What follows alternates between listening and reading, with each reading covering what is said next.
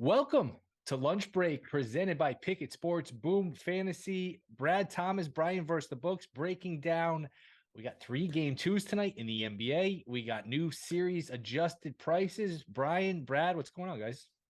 Not much. I'm gonna go first because you're gonna hear me be a little distant because I do have some day baseball up on my other screen, so I'll be rooting for some strikeouts while talking basketball. 6-0 Rays. I just saw At six, this point, six spot on the top of the you just first. have to bet Yandy Diaz to hit a home run every game. Yeah, Did he hit one today apparently. too? Yeah, he hit another one today. Wow. I took Rasmussen 5 strikeouts and Rays -1.5 at +110.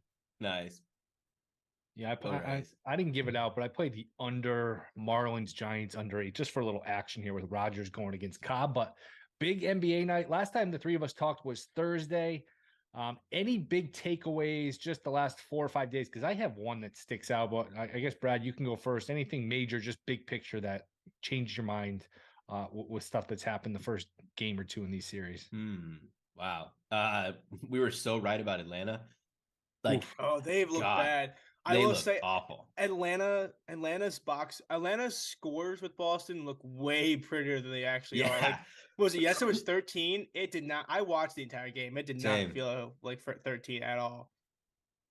Yeah, mine would be, I thought Phoenix was head and shoulders above everybody else, at least. Oh, yeah, they're not. I'm a little concerned, man. They even last night, you expect them to roll and they win, they cover. That's another thing. All the favorites, when they win, they cover. When the dogs cover, they just win straight up. So you don't have to worry about the points. I can ask you guys if you think that, if there's anything to that. But having to play Durant all these minutes, having to play Booker all these minutes, their depth looks bad.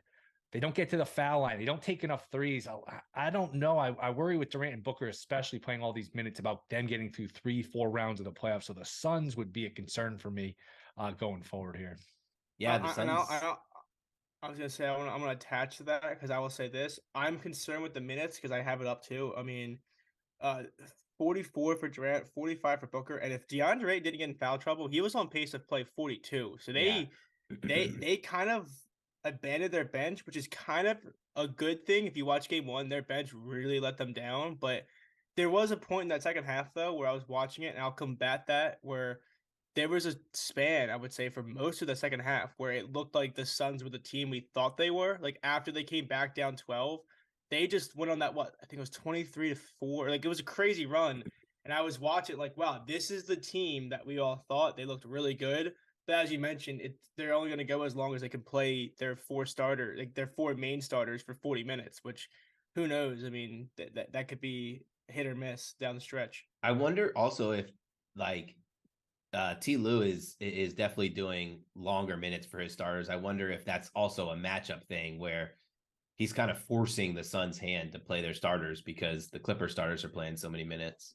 Yeah, I also think that the Clippers in the second quarter, they played a defense just like they blitzed KD and Booker every single drive, and it left Torrey Craig wide open for that corner shot, or Ayton open for the elbow, like the free throw jumper, and they knocked down. I think Ayton made 5 in a row, and Craig hit 2 threes in that second quarter, and it kind of seemed like I mentioned with the Sixers, if the other guys can bridge the gap, it could be a wonderful thing. It just could be a matter of how long these guys can play 40 some minutes. All right, 3 games tonight. We'll get to these. And I guess we'll go in order here. Lakers are laying a point in Memphis. Do we think Ja's going to play? Usually when the team loses game 1 at home, and we saw it the last 2 nights, we've seen it forever in the NBA. Usually you lose game 1 at home, you come out and you roll the other team in game 2. You need it more. There's desperation. The other team's sort of fat and happy. So if I had to bet it, I guess I would bet Memphis, but not having Ja possibly. And if he does play, again, we make this mistake of, because he's playing, he's going to be 100%. A guy who can't dribble or can't shoot at 100%, maybe he's not, maybe it's not a good thing he plays if he really can't control the ball. I'd lean Memphis here, but this concerns me that they're running out of bodies with no Adams, no Clark, maybe no Morant. Do you guys have a feel for this game? I would probably bet Memphis here. I just feel like that Lakers first game kind of just stole momentum. They weren't prepared for White Chocolate to ball out like the way he did. Oof. And I'm glad that he balled out the way he did because he was mic'd up. And I made a tweet before the game, and I was he was feeling himself. Reeves is mic'd up. I cannot wait for this. And they didn't play a single soundbite until the end of the game, towards the end, and I was like, perfect timing. It was like they knew. It was like they knew he was going to do something great. That's why they mic'd him up, and they didn't take any like the good D, like any of those takes. They're like the I'm him, which was electric. I do have a player prop I want to talk about though. I would love to hear that, but I want to say one thing on the series because you mentioned John Morant. Is it a little weird that John Morant seemed a little too open in its interview? Like they asked him about his hand, and he was like, "Yeah, I can't dribble, I can't feel it, blah blah." Usually, you see these like chess match games with like guys kind of smoke and mirrors. I was a little surprised that he basically, unless that is a smoke and mirror, but he looked very candid in his interview. Just talked Can I, about, yeah, can I what's give up? a counterpoint to that point? Yeah. This is the same person that held a gun at a strip club and put Okay. it out for everybody to see. So I don't know that this dude's like, I don't Subtlety's know not that his thing. I don't know that he's playing. I don't Yeah, know that I he's was just playing 3D surprised chess. because I was just surprised too because these people pay millions of dollars to their PR team to like tell people what to say and like kind of dance around this or that or like a guy could like break his leg on national television Right. and the coach will come out and be like, "Oh, we'll see how he feels tomorrow." Like Yeah. there's always like this like Right. level of delicacy to it, and I was surprised how blunt he was with how his hand. Well, I guess it gives him a pass if he comes out and plays and doesn't play well. I Yeah, guess, but yeah. that's a I good was point. just surprised how candid he was in his interview. But yeah, if he does play, I might look for if they give me props, I'll probably look for some unders for him just because if he is that bad, that's a tough sell. Yeah, I think that I don't think he plays. Like I No, think I Memphis don't. thinks they can win this. What are they 10-8 without him this season, or is it 10 and Yeah. 11? I think it's 10-8. Played Without him well this without him season. last year too, like 23-4, 23-6. They Yeah, had a really good record without him last year. I do like a prop in this game, but it's like one of those props where you're just gonna have to pray he doesn't get in foul trouble, pray he doesn't get ejected, and pray Jaren that he can Jackson. knock down some threes. No, I like Dylan Brooks over Okay. 14 and a half at minus 104. He averages 16 and a half without Ja on the court this season. And then like the misses that he has, except for one where he was like in foul trouble, I think he ended up getting ejected. The misses he had, it wasn't due to lack of volume. Like we had a couple 13s in there, a couple 11s, but he's shooting 8, 10, 11 threes. And we know how the Lakers don't really get out to the perimeter. And I think they're going to be okay with that if they get beat by Brooks. They'll live with that. Absolutely. They are daring Brooks to beat him. Hey, Yeah. man, keep shooting. Have as many as you want. Here, have another and have another. I totally agree with that. So I'll probably lock that in at minus 102 on oh, hold on one second. I just had it on FanDuel. I do think it's funny that you mentioned stay out of foul trouble and not get ejected. I immediately could have gone to like 3 different players. Yeah.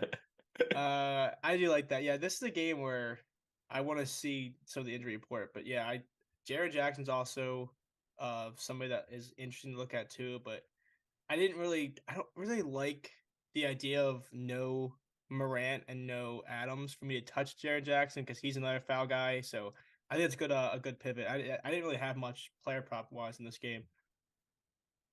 No side for you.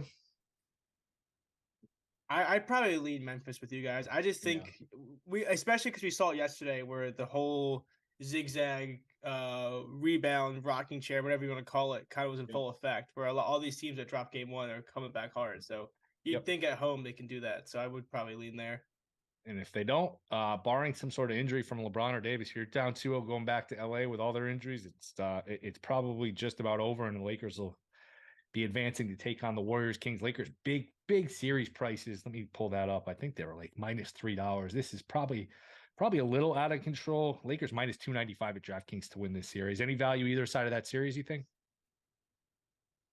I don't know. Yeah. I already bet on the Grizzlies on the series, so I'm not gonna add any more. You got a Lakers future, right?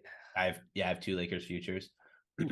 I think it's crazy that Memphis lost one game and they're getting like plus 250. Like they're getting. Yeah, I agree a little bit. I think part of that's Morant injury. Part of it is they lost the game at home, but I tend to agree with you. It's a little bit of an overreaction. Yeah, I just think if it wasn't, we talked about the Lakers overpricing a little bit. I'm not a Lakers hater in any like favorite there, but yeah, I think if it wasn't the Lakers, you don't see a favorite go from like even pricing or like minus 130 to plus 250 that fast. But yeah, I know the injury comes into play. Someone in the chat mentions what my favorite under is in this game. Honestly, I don't have one. I really like try to give this game like the old college try. I was looking at maybe, I know people love Jaren Jackson, but Jaren Jackson's like a built-in under where he can just, there's so many ways he can get in foul trouble with Davis, and we all thought he would last game, but I just think at 22.5 is his points line. I was hoping for a little bit higher of a bump with John Morant, so I don't really have any unders in this game that I was looking at. Yeah, Except and for Jaren Jackson Jr. They'll give him his Defensive Player of the Year award, but man, to me, Davis is the best defensive player. Davis is just a monster. Yeah, he is. There's so many things he can do and just take away. But we all sort of lean Memphis here. I don't have enough gumption to bet it. A bet I did make, and I'll give this out. Miami is in Milwaukee. Milwaukee needs the game. Milwaukee -6.5. Giannis is listed as doubtful. I like the Bucks here. I think this is a little bit of gamesmanship with the Bucks. I don't know that a contusion is going to keep him out. I think look, I don't have any information whatsoever. And if he doesn't end up playing, this is an okay bet. If he does end up playing, it's a home run bet. But I think either way, the Bucks respond here. No hero for Miami. I like the Bucks. What do you guys think? I agree with you there, and I wanted to give my I want to give my thoughts out to Milwaukee fans because I watched Joel Embiid fall on the court like that every game. Where like it's super scary to see your big man fall. You know what I mean? Like if they're hitting the ground like that, that is a lot of mass in the ground. And when he pulled up, it's never fun to look at. I don't think he plays tonight, and I believe Brad's done this before, and I think he might be on the same train of thought, but. I'm giving a look at Drew Holiday in this game, 28.5 points / assist. I think he's another guy that steps up a lot. I mean, he had 16 points and 16 assists in game 1, and now without Giannis for the full game, you think his scoring will uptake a little bit. I do think he steps up here, and like Will said, you're getting -6, -6.5. I don't think the Heat are as good as we thought they were. Like. We mentioned it last game where we didn't even think they're going to beat Chicago, and now we're thinking they're going to keep it within 2 possessions with the Bucks, even without Giannis. I just don't know if I see that. I do think the Bucks cover here, and I think Hero is a big loss there too. Like their spacing needs Tyler Hero. I mean, without Tyler Hero, you get kind of like a similar thing with the Cleveland Cavaliers. They don't really have that elite spot up shooter outside of him and Strauss. So when he's out, they kind of lose a lot of that spacing. So I think that this is a good spot for the Bucks. Yeah, I saw someone mention one of the TNT guys that the Hero loss could actually be seen as a bigger loss than Giannis. And I think that I am on the side of the Bucks. Like, I think Reggie Miller said that. I think that's insane, but I think I understand what he's saying. Like, I'm sorry. I think he's saying how many songs does Giannis have named after him? 0. I think Tyler Hero wins. He's got a whole song after him. Yeah, I think what Reggie Miller is saying that like through this series, the Bucks could probably do without Giannis. I don't think the Heat can do without Giannis, without Hero in this series. I think that's what he was saying. I kind of agree with that. Not talking about like big picture, like who's more important to the team. But I think the Bucks still win this series. I think the Bucks win this game. I was interested in the player props. They actually moved when when we got to this game. They moved. They came off the board. They're back on. But I'd have to look back. I'd have to look to see if the numbers changed. That was kind of weird, like on FanDuel and everything. Like I thought we were about to get some player news, but they just like took them down, put them back up, and they're just like moving the numbers all around as we speak, literally. So I probably am going to hold off on player props till we get like a definite that he's not playing, but we'll see. I get that Miami can't shoot, and without Hero, they can shoot even less. But we all kind of agree in this MVP debate that, hey, the best player in the world is Giannis. And if you gave the Bucks true serum a couple of days ago, say, hey, Miami, Hero's going to get hurt, but Giannis is going to get hurt. Do you like your chances better? I think they would have said yes. So they 100% would have said yes. I will say this. I'll play devil advocate because I agree with both of you guys, but I think the Reggie Miller comment is one of those ones where you hear it and you go, that's just ridiculous. And the more you think about it, like I can kind of see the line of thought, but not saying it's true, but I don't think it's as outlandish as you might like officially think. But yeah, I agree with you that the trade-off of Giannis to Hero is almost one you take every time. All right, yeah, let's put Hero in the lineup and let's put Giannis in the lineup. What's the line tonight? It was 9.5 game 1. Oh, probably Probably 10, I would think. Yeah. Right. And, I would and think if 10. Giannis gets declared out tonight, I mean, this is going to probably go down at 6.5 now. I It's don't think he probably gonna- plays. I really. don't Let think me he ask you plays. guys, what's the line on him playing or not? What price? What would yes he plays? What number would you need? Because I I kind feel of think like he plus plays 150. plus 150. Okay, so it's Yeah. not like it's I think plus 350. I don't like to trust NBA player injury reports, but I don't know. I mean, he's listed doubtful right now, right? I just don't Right. know. I just don't think in a 7-game series, game 2 is as important as making sure he's, because how many times does Giannis come back from injuries too early and then they lose him for like a few more games? I just don't see him playing. I You could be are wrong. down 1-0 though, and you already lost one at home. And if you're going down, I know Miami's not a great team, but if you're down 2-0 going back to Miami, you got no room. You're going to basically need to get both of those with Giannis back, assuming he's back for game 3.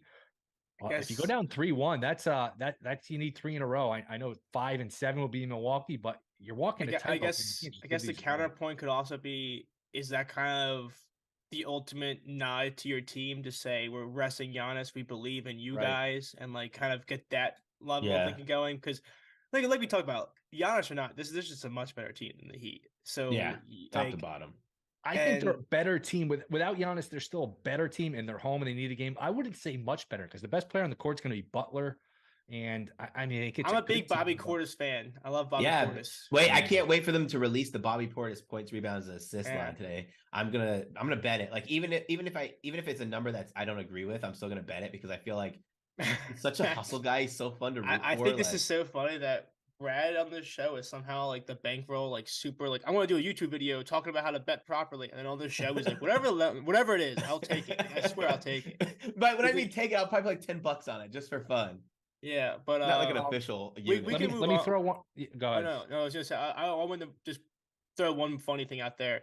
How crazy was it that Tyler Hero broke his hand, ran off the court in pain, and then Spo stopped him and was like, "No, you're finishing the half." I was blown away watching that because he's standing in the corner, just like in great pain, and Butler's like, "Hey, you're open." A 3? No, he airballed the 3. Oh, okay. But like they did that dribble drive, and they're like, "Look, he's wide open." Yeah, there's a reason he's wide open. He's on the ground. I was surprised because this isn't like a sport like NFL where like if like whatever like you had to match up. Like he could have just left, and they pulled him back. I don't know why he went back in. I would have hard said no. Like he was in a lot of pain. He was just doing nothing out there. I was shocked that they kept him in there. If Giannis does not play, Matthews is out for Milwaukee, right? Yes, I think so. Those are the two guys that usually guard Butler. What's Butler's player prop? I could pull it up here. I don't know if you guys have it in front of you. I would look towards an over on Butler if Giannis does not play. 27.5. I don't know who guards him. Who guards him on Milwaukee? Holiday's not big enough. I mean, Middleton. I don't know. It's just I guess you gotta play. You gotta play their drop coverage very pristine because they do like to do that drop. They let pull up shooters beat them. But I guess for Jimmy, you just have to hope you can play it really efficiently where you can get those switches fast because I don't think there's one person that can cover them. You don't want to blitz them super much. Like you don't want to blitz them too hard, but you better hope that if you're on him and you have that drop switch, you better hope the guy that's behind you better be on the horse to get there because that's their only hope. Yeah, I would look at Butler player prop over if Giannis doesn't play. Again, I have no information and I like to bet. I don't like to guess. I've said that before. I have a hunch he's playing. I mean, it's not even a hunch. You're really going to sit him out if he's good to go here? I don't know. So we'll keep an eye on that. The best thing you do for this game, have your notifications on. Be glued to the phone. It's the best way you can do it. Sometimes there's a 15, 30-second window where you get the news that he's playing before the line moves. So you got to just be on top of it and hope to get the best info. So I will say, I wish sometimes real life could be like video games where you can like activate them, put them on the bench, and if you need them, put them in. But it doesn't work like that in real life. Yeah. Right. Let's see. What is the series price before we move on to the next one? Bucks minus 225. Would you guys take a shot on the Heat plus 180? Doesn't sound like it, right? I don't think. I mean, if the Heat, do you mean the series price or them to win the game? The series price. Not a chance. I'm not saying there's not a chance they can win. I'm saying not a chance that I would put my money on it. Right. Yeah. Gotcha. All right. Only really juiced threes props for Bobby Portis. That's all he puts his money on. Okay. Well, I guess the last quick one I should ask you if it is no Giannis, any other player props we should be looking at? Who fills it? Portis? What do you guys think? I think if no Giannis, I'm gonna fire off Drew Holiday lines. I think the only reason I'm not playing him early is because if he does play, I'm gonna get a discount on it. I'm probably Yeah. gonna look for Holiday either way, but at 28.5 points assists, I think it's almost set like they think Giannis is out. So I don't think I'm Gotcha. gonna miss. I don't think Giannis being ruled out is gonna destroy that line for me. But yeah, he really steps up without Giannis, whether it's scoring or it's his assists. And I just think, you know, he's like you said, he's too small to guard Butler. Butler's too big to like really spend a lot of his time on him. He's probably be a lot Middleton. I think he has the best matchup. This is Lunchtime presented by Pickett Sports. GoldBoys having a good show, talking about all these games. It's a lot of fun until we look at the next game. It is the Nuggets laying 8 against the Timberwolves. I don't have a lot on this game. I mean, did the T-Wolves show any fight here? That was an ugly performance the other night. I never trust them. Granted, they've been counted out and they've been down and out a bunch of times this year, sort of bounced back. But to me, I'd be looking at Nuggets first half, maybe throwing a money line on them. I don't love laying 8, but hey, the points haven't mattered in any of these games. I don't have a whole lot of profound thoughts on this games. Curious what you guys think. Yeah, that was an ugly game. I didn't even watch it. I'll be honest. Well, it started at midnight on Sunday. Why they start that game? Like, Yeah, who was doing the schedule? What a joke. Just as a side tangent, we're not going to go into it, but it's crazy that tomorrow they have the Suns playing at the same time as the other game. Like they had like the two most important series or most fun series at the same time.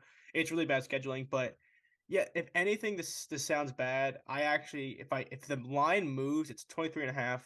If it gets to 24.5, I will probably look for a Jokic under, just because in games like this, you see it. If they're up big, he just can affect the game so well that he doesn't necessarily have to go in there and score, especially against two bigs that he's going to face against. But yeah, this is a game where I think it's all Denver, right? I mean, Yeah. do you really think the T-Wolves respond enough to erase like a 30-point loss to make it a close game? I don't know.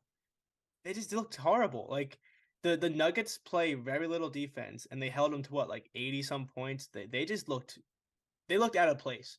Like they looked like they didn't belong, which is weird to Plus, say. Denver's been sitting around. Denver took the last month of the season off. They played 500 for a while. They're just sort of laying in the weeds. It's funny to have a 1 seed that's sort of under the radar, but they rested guys. They rested Jokic. They had the whole week off. Minnesota had to play two playing games. Denver just sort of pounced on them. They were fresher. They were ready, and they sort of turned it to another gear.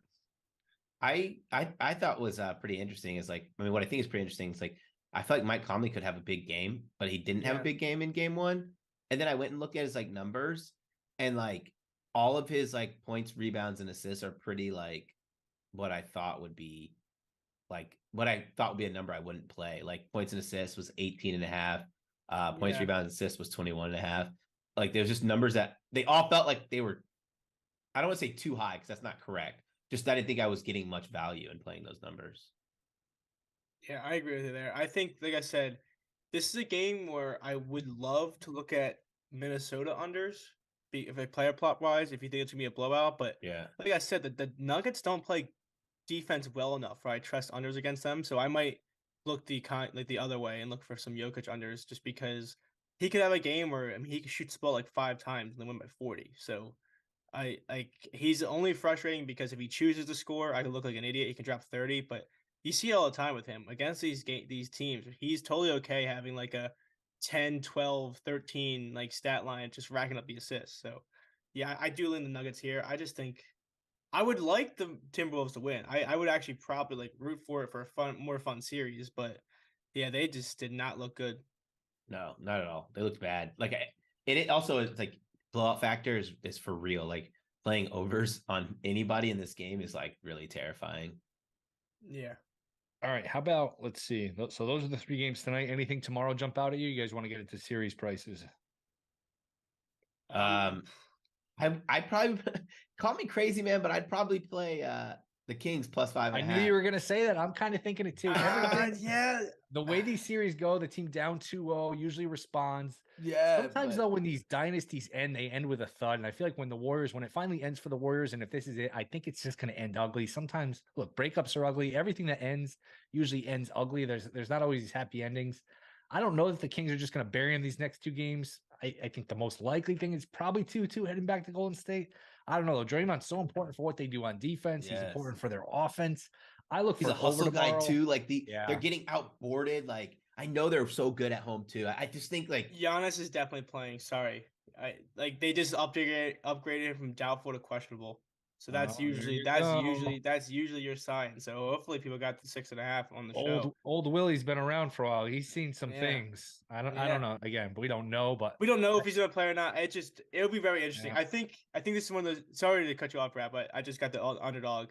No, This is you're gonna be good. one of those things where he plays, they win, they're a genius. He plays, he gets hurt. It's the stupidest move of all time. Whatever happens. No, I don't think you can ever fault them for playing. He's the best player in the league. If he's good to go, he's good to go. Nobody. Yeah, I don't think. I'm just saying it's gonna be one of those things where like this is one of those conundrums where coaches never seem to be able to win in the eyes of media. So, but I just want to make that clear because if you want to run and get there, some books might still have the 6.5.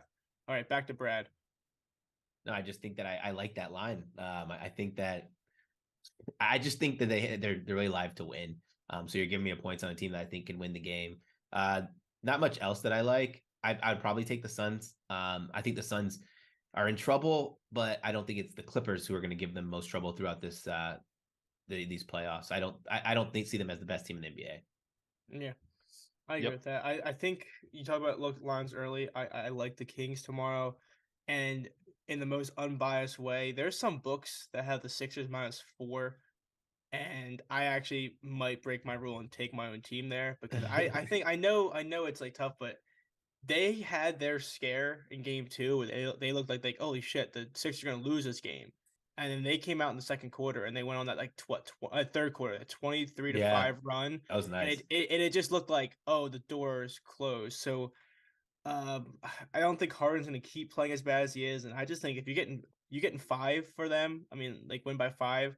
I know they're on the road, but that just feels like a good, it almost feels like a price where everyone's gonna try to back the low underdog at home, but they just looked like a much better team for like I would say for 93% of their last 2 games, the Sixers just looked like the much better team. So I would probably look for the -4.